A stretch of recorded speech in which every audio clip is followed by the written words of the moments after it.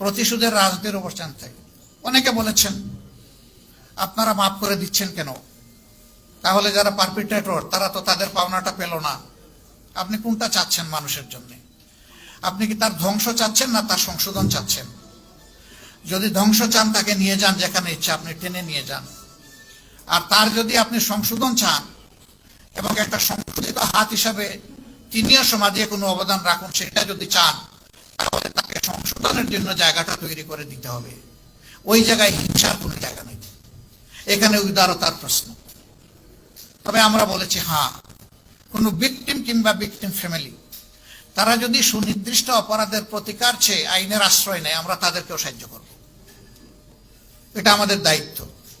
কিন্তু দল হিসাবে আমাদের উপরে যা করা হয়েছে, এই জুলুম শব্দ বলতে আমার কষ্ট লাগে, যা করা হয়েছে আমরা আল্লাহর রাস্তায় তা ক্ষমা করে দিলাম।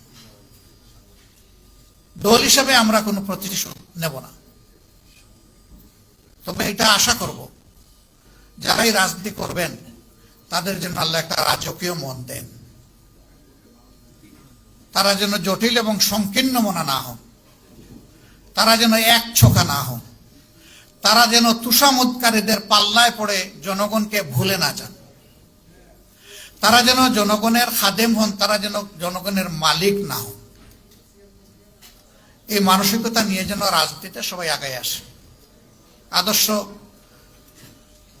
ডেমোক্রেসির বিউটি হচ্ছে যার যার আদর্শ মেলে ধরবে, জনগণ এখান থেকে চুজ এন্ড পিক করবে, পছন্দ করবে, গ্রহণ করবে।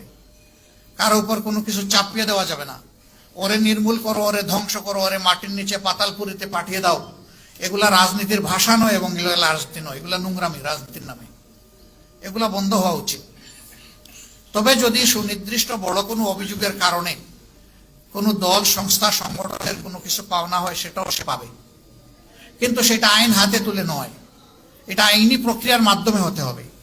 আবার আইন সেটা মতলবী আইন হলে চলবে না, এটা অবশ্যই ট্রান্সপারেন্ট এবং ফেয়ার স্ট্যান্ডার্ডের উপর এটা হতে হবে। তাহলে জাস্টিস সেখানে এস্টাবলিশ হবে, ন্যায় বিচার যেখানে থাকে সমাজ সেখানে গর্বিত সমাজ হয়। আমরা